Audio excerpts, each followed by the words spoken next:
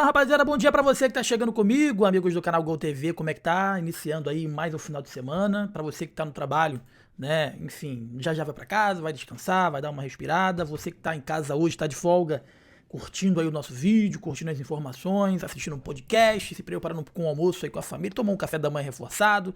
Enfim, né? Já chega deixando o like aqui no nosso canal, que é muito importante pra gente, é importante demais pro nosso crescimento. Então chega deixando o like pra você ajudar. E verifica se tu tá inscrito. Muita gente fala, Jonas, eu achava que eu tava inscrito, mas eu não tô inscrito, então se inscreva aqui no canal que você ajuda muito a gente, tá bom? Ajuda demais aqui o crescimento do nosso canal, beleza? Tem duas coisas pra gente falar, final de semana de Bavi, né? Nesse domingo teremos Bavi no Barradão e também no mercado da bola. Tá muito lento o mercado da bola.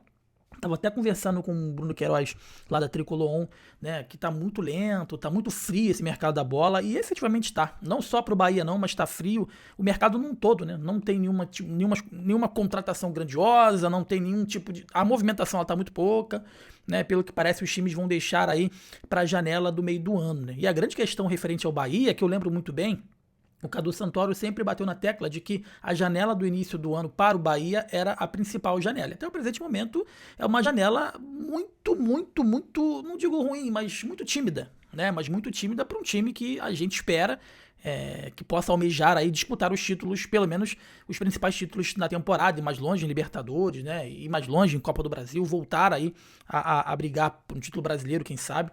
Então, assim, a movimentação do Bahia no mercado está muito aquém daquilo que a gente imaginava, mas cabe ressaltar que todo o mercado em si, né? Tudo muito lento, não estou conseguindo ver o mercado. Até porque deve ser, porque tá tudo muito caro, né? Tudo agora que é 10, 15, 20 milhões de euros.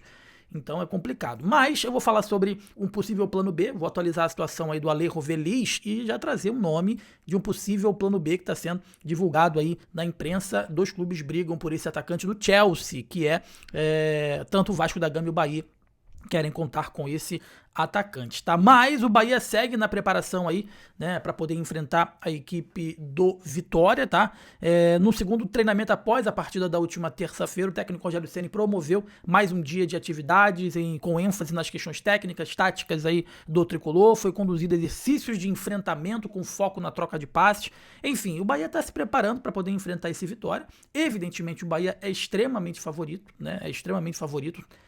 Entretanto, é clássico, né? Então, clássico, às vezes, existe uma situação que é a vontade, é o clima do jogo, a determinação que de repente conduz o que vai ser a partida, tá? A tendência é que o Bahia entre em campo com um time mais próximo daquilo que foi a partida anterior, essa do Barcelona de Ilhéus, né? A partida contra o Galícia. Parece que deve ser muito parecido com esse time aí, com Azevedo, Eric, tá? A definição tá por conta do ataque, porque querendo ou não, teria que ser um ataque mais jovem com Del, Juan Pablo, Forquinha, enfim.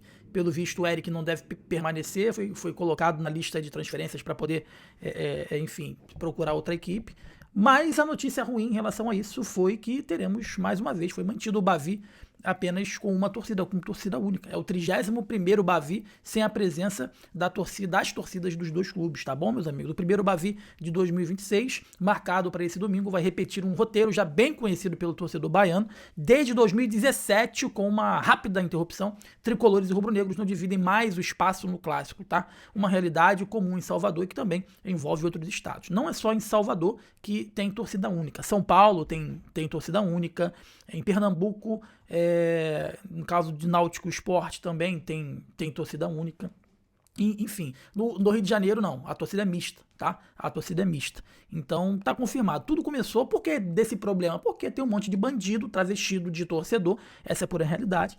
E desde lá em 2017, né, quando houve um enfrentamento e morreu uma pessoa. E diante desse episódio aí de violência, a CBF, após recomendação do Ministério Público aí da Bahia, determinou que os Bavis fossem disputados com torcida única, né?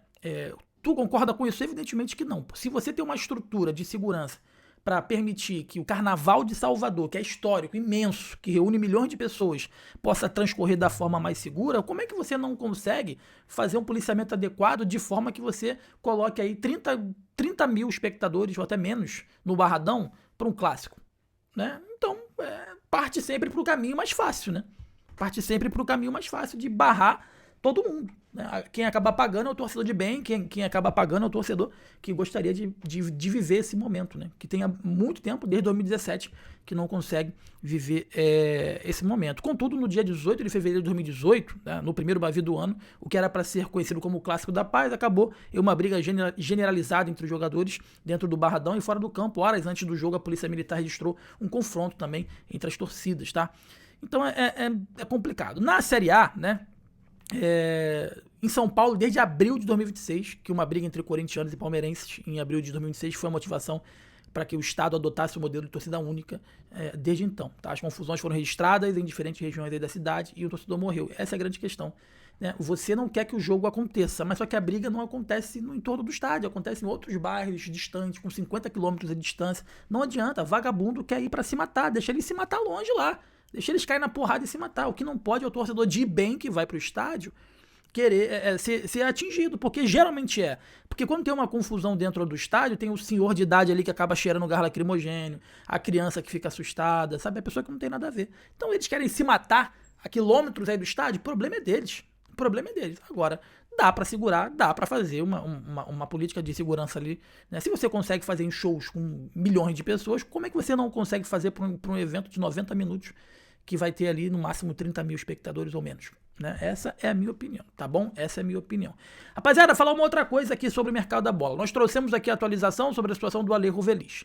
Alejo Velis, plano A do Bahia, todo mundo sabe disso, né? Não adianta você vir querer ficar indo lá no meu Twitter. Ah, mas o fulano falou, o ciclano falou. Falou nada. Só falou depois que o Merlo trouxe a notícia. Falou nada. Ah, porque eu já sabia e não falei. Mentiroso. Pode botar aí o seu exército pra vir comentar aí na postagem, no Twitter, que eu tô, cagando. Não adianta. Imprensa da Bahia, grande parte dela, só trouxe a informação do Alejo Velis depois que o César Luiz Merlo trouxe. E teve gente com cara de pau, hipócrita. Não, eu tinha essa informação, eu só não dei porque eu não quis dar. Ah, lá ele, né? Pelo amor de Deus. Enfim, meus amigos, todo mundo sabe que o plano A do Bahia é o Alejo Velis, né?